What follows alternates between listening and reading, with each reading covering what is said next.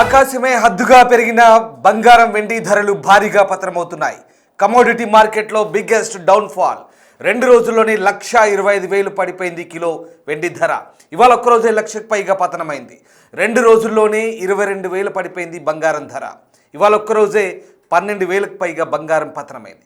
జాగ్రత్తగా ఉండాలంటున్నారు market experts. ఎందుకంటే మార్కెట్లో వీటిపై పెట్టుబడులు పెట్టే ముందు ఒకటికి 4 సార్లు ఆలోచించుకోవాల్సిన పరిస్థితి. 2 రోజుల్లోనే బంగారం ధర 20,000 వరకు పడిపోయింది. ఇవాళ 24 క్యారెట్ల 10 గ్రాముల బంగారం ధర 1,57,840 రూపాయలు. మొన్న 1,78,850 రూపాయలు. నిన్న 1,69,200 రూపాయలు. ఇలా 2 రోజుల్లో ఒక్కసారి కంపారిజన్ చేసుకోండి. 2 రోజుల్లో 75,000 వరకు కూడా కిలో వెండి ధర పడిపోయింది. ఇవాళ కిలో వెండి ధర 2,99,000. నిన్న 4,05,000, మొన్న 4,25,000. ఇట్లా ధరలు అమాంతం పడిపోతున్నాయి. దీనికి అంతర్జాతీయ కారణాలే తోడవుతున్నాయి. అయితే బంగారం వెండి ధరలు పతనమవుతున్న వేళ ఒక్కసారిగా ఈ హెచ్చుతగ్గులు అనేవి ఇప్పుడు అమ్మకాలపై కొనుగోలుపై ప్రభావం చూపే అవకాశం కనిపిస్తోంది. మొత్తం మీద ధరలు ప్రస్తుతమైతే క్షీణిస్తున్నాయి. ఇక ఇటీవలి కాలంలో రాకెట్ వేగంతో పెరుగుతూ వచ్చిన ఈ బంగారం వెండి ధరల్లో శుక్రవారం అయితే భారీ కుదుపు ఏర్పడింది. నిన్న అంతర్జాతీయ విపణిలో ఔన్స్ బంగారం అంటే 31 గ్రాముల ధర ఒక రోజులో $594, అంటే దాదాపుగా 11% క్షీణించి $4,732. అలాగే వెండి ధర $36, అంటే దాదాపుగా 32% పతనమై $78 పరిమితమైంది. ఏకంగా రాత్రి 11:55 కంటే ఒక 5 నిమిషాల ముందే నిన్న మార్కెట్ క్లోజ్ అయింది రాత్రి. సో అప్పుడు హైదరాబాద్ బులియన్ మార్కెట్లో 10 గ్రాముల మేలిమి బంగారం అంటే 24 క్యారెట్స్ ధర 21,860 రూపాయలు పైగా తగ్గి 1,57,840కి చేరింది. కిలో వెండి ధర దాదాపు ₹1,00,000 తగ్గింది. 2,99,000 దగ్గర స్థిరపడిన పరిస్థితి. గురువారం రాత్రి ఈ ముగింపు ధరలు బంగారం అయితేనేమో 1,79,700 ఉండే, అలాగే వెండి 3,99,600 ఉండే. అది శుక్రవారం రాత్రికి ఎంత పడిపోయిందో మనం చూడొచ్చు. మొత్తం మీద ఇదంతా కూడా ఎంసీఎక్స్ మార్కెట్ అంటారు. దాంట్లో జరిగేటువంటి commodity exchange, multi commodity exchange అంటారు ఎంసీఎక్స్. దీంట్లో ట్రేడింగ్ జరుగుతుంది. సో దాంట్లో ఈ ఎంసీఎక్స్లో 10 గ్రాముల బంగారం ఏప్రిల్ కాంట్రాక్ట్ దగ్గర దాదాపు 1,80,499 వద్ద ప్రారంభమై 1,83,493 వద్ద గరిష్ట స్థాయిని తాకిన తదుపరి 1,50,849 వద్ద కనిష్ట స్థాయిని తాకి అక్కడే ముగిసింది. అంటే 18% క్షీణించింది. ఇక కిలో వెండి కూడా మార్చి కాంట్రాక్టు ధర 3,83,898 దగ్గర ప్రారంభమై 3,89,986 వద్ద గరిష్ట స్థాయికి చేరింది. తదుపరి 2,91,922 వద్ద కనిష్టాన్ని నమోదు చేసి అక్కడే ముగిసింది. ఈ కాంట్రాక్ట్ కూడా 27% నష్టపోయింది దాదాపుగా. సో ఇవన్నీ కూడా కమోడిటీస్ సంబంధించినటువంటి పర్సంటేజ్ లెక్కలు. బహుశా మీకు ఇవి కొంత కన్ఫ్యూజన్ కావచ్చు. ఎందుకంటే చాలామందికి సామాన్యులకి లెక్కలు ఈ పర్సంటేజ్ తెలియకపోవచ్చు. కానీ రఫ్గా చెప్పాలంటే ధరలు అమాంతం తగ్గొస్తున్నాయి. వాస్తవానికి కిలో వెండి 1,00,000 పైగా తగ్గింది, బంగారం 20,000 పైగా తగ్గింది. ఇది రఫ్గా చెప్పాల్సిన లెక్క. సో ఇది పరిస్థితి. ఇక్కడ ఏమవుతుంది, ప్రాఫిట్ బుకింగ్ చేసుకుంటున్నారు, అంటే లాభాల స్వీకరణ చేస్తున్నారు.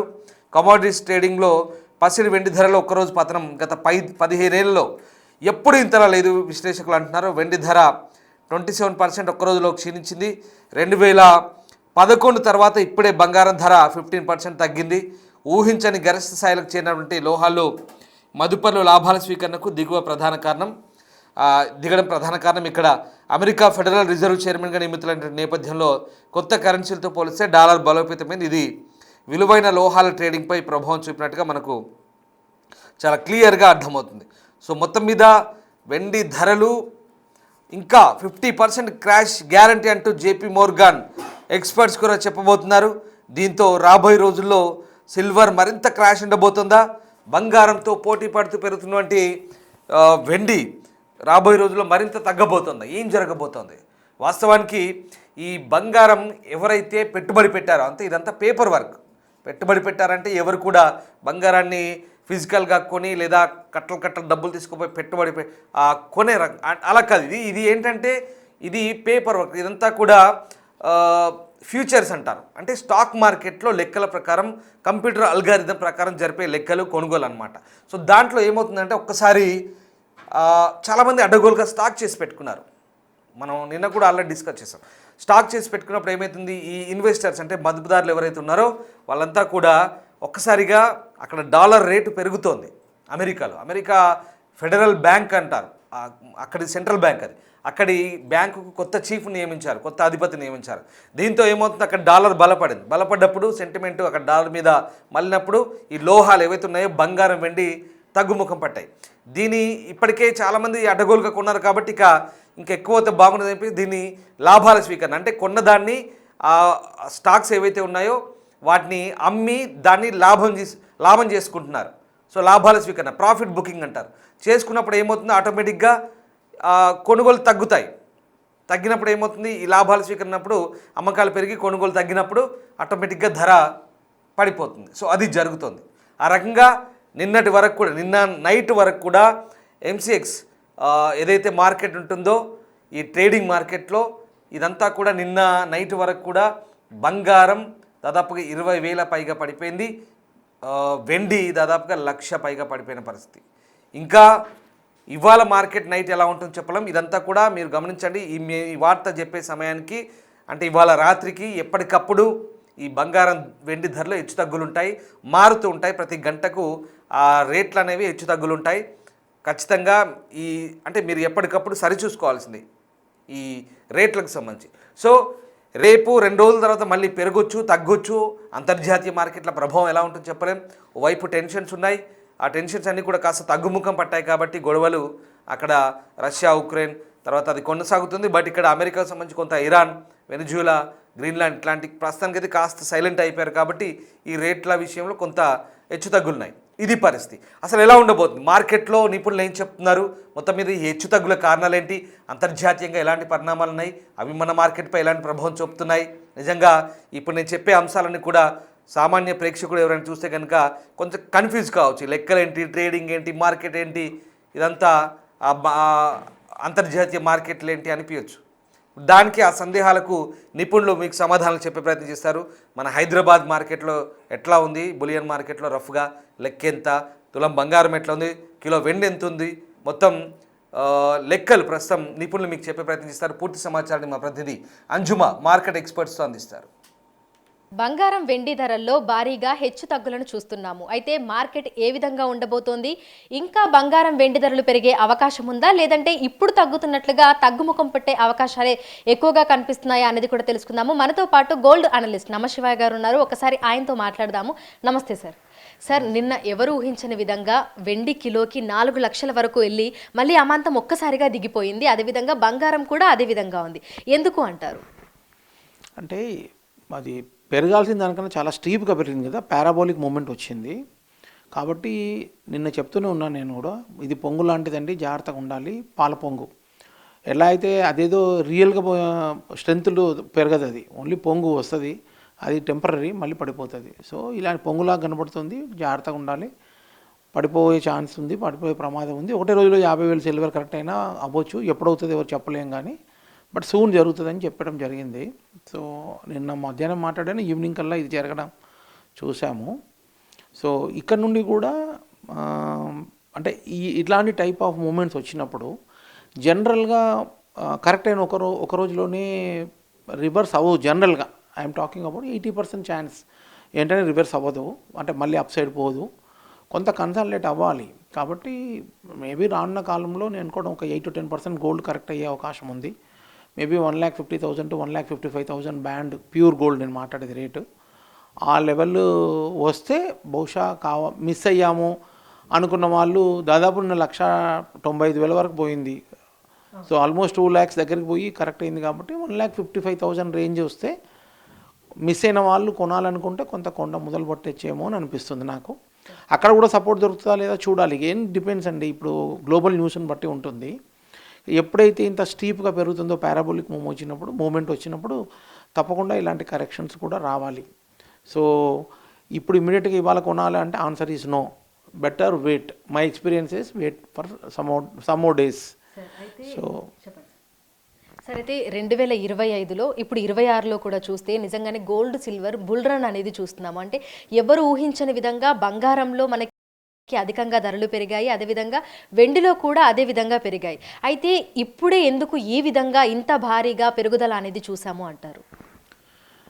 అంటే అసలు గత కోవిడ్ తర్వాత పరిస్థితులన్నీ కూడా మనం చూస్తున్నాము. ఇండియా ఈజ్ సమ్వాట్ బెటర్ అండి, బట్ అదర్ నేషన్స్ అన్నీ కూడా నిజంగా చెప్పాలంటే స్ట్రగుల్ అవుతున్నాయి. అన్ని దేశాలు కూడా చాలా వరకు స్ట్రగుల్ అవుతున్నాయి.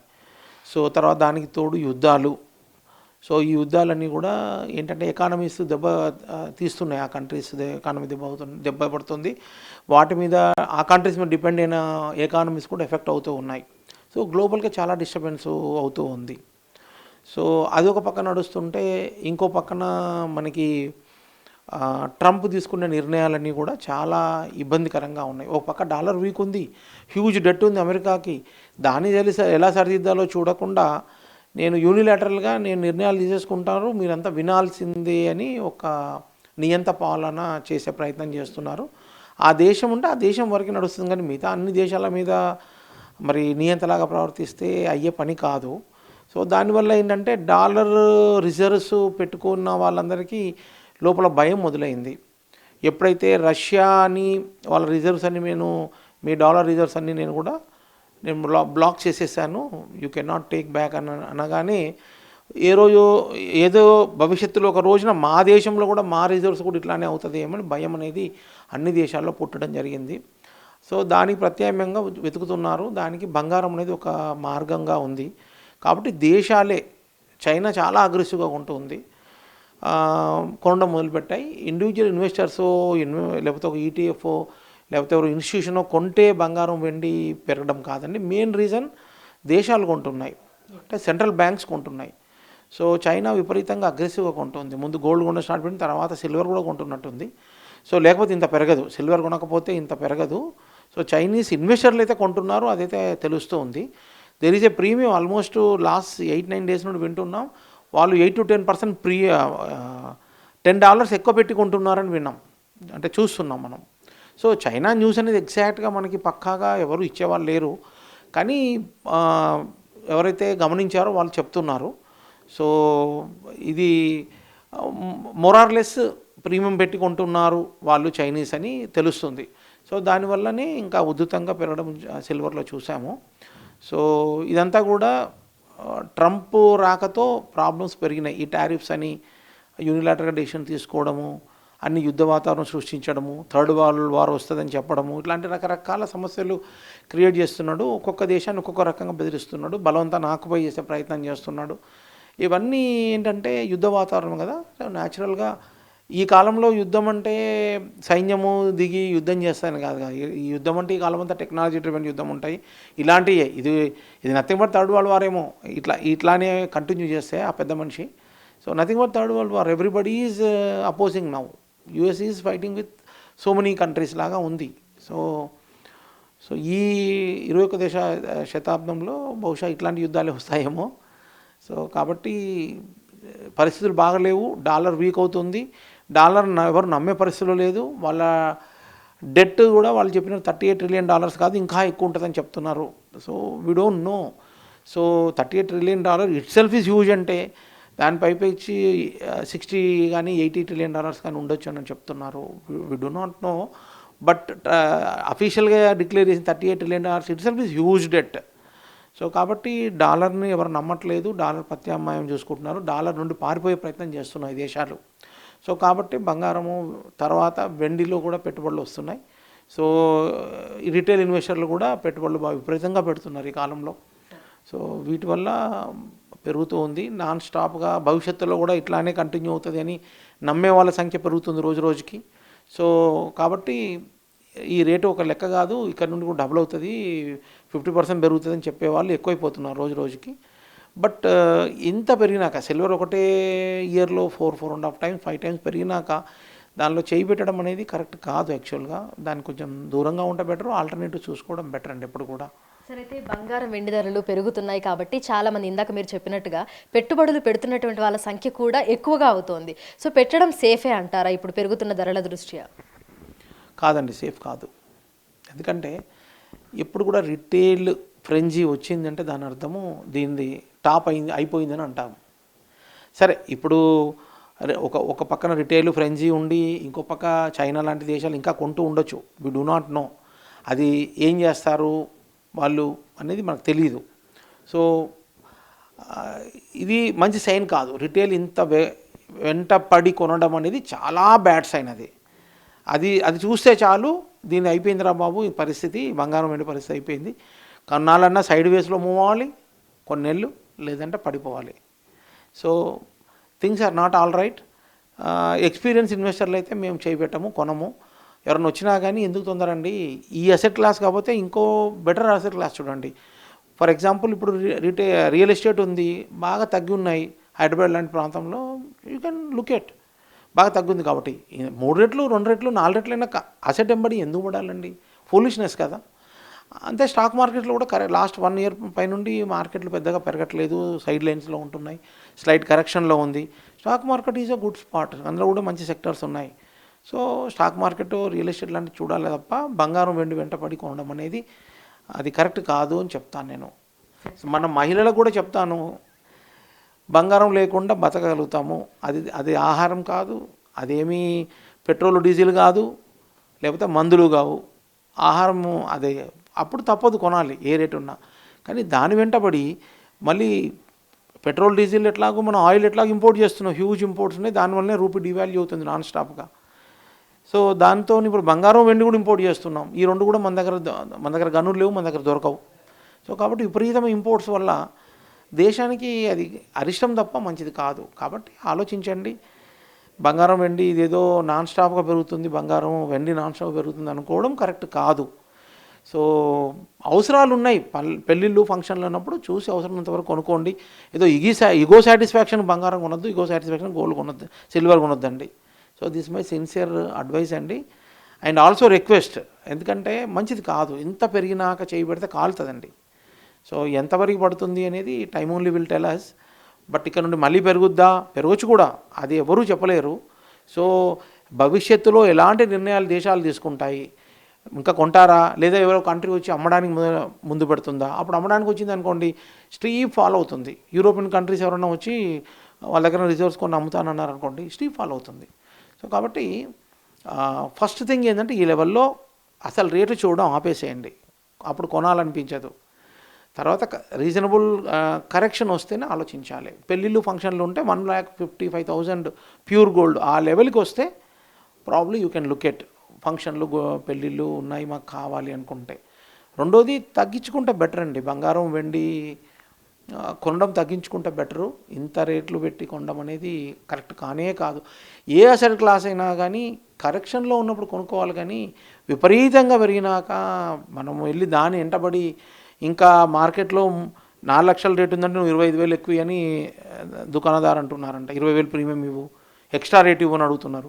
మనం అమ్మాలని పోతే ఈరోజు అమ్మాలని అడిగితే నేను అడిగాను ఊరికే రేట్ కనుక్కుందామని, అమ్ముతాము ఉందా ఏ రేట్ కొంటారంటే 15,000 డిస్కౌంట్ అంట.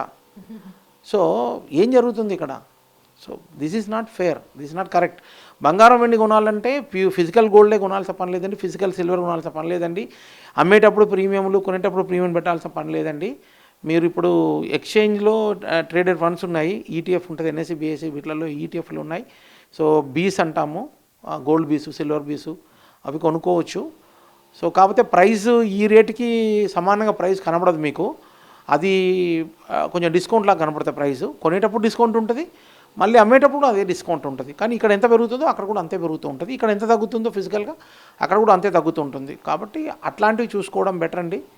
So physical gold physical silver ఎమ్మడి పడ్డం అనేది కరెక్ట్ కానే కాదు. కొనాలి అనుకుంటే నిఫ్టీ గోల్డ్ బీస్ సిల్వర్ బీస్ కొనుక్కోండి. అది కూడా ఎంత చిన్న క్వాంటిటీ కూడా కొనుక్కోవచ్చు. ఇక్కడ కంపల్సరీ బిస్కెట్ కొనాలి, లేకపోతే 1 కిలో కొనాలి, ఇవన్నీ రెస్ట్రిక్షన్స్, అక్కడ ఆ రెస్ట్రిక్షన్స్ లేవు. సో లేదంటే ఎస్ఐపి మోడ్లో కొనుక్కోవడం బెస్ట్ అండి. 10 ఏళ్ళు 20 ఏళ్ళ కోసము ఎస్ఐపి మోడ్లో నేను గోల్డ్ కొనుక్కుంటాను అనుకుంటే that is the best way of buying gold అండి, ఆర్ సిల్వర్ ఆల్సో. సో దానివల్ల ఏమవుతుందంటే రేట్ యావరేజ్ అవుతుంది మీకు. రూపీ కాస్ట్ అంటే మీరు రేట్లు పెరిగినా మనకి అడ్వాంటేజ్, తగ్గిన అడ్వాంటేజ్ అవుతుంది అన్నట్టు దానివల్ల.